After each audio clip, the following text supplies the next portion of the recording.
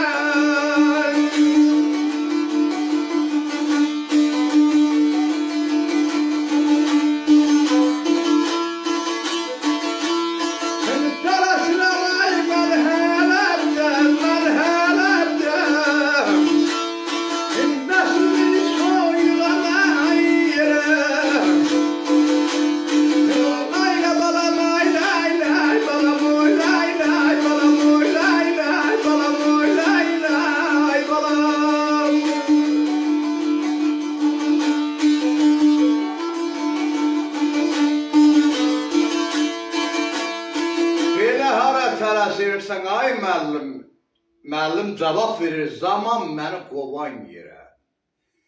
Tələsirəm mən hələbdə, nəfsimi soyulan yerə.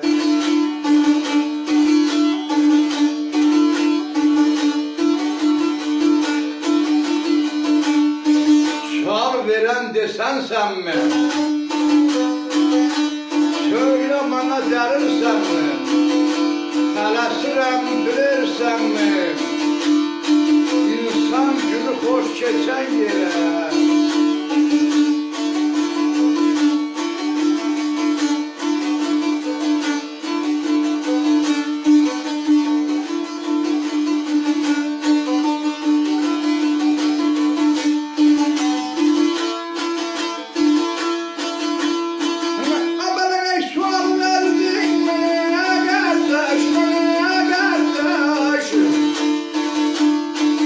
Niyetin aydın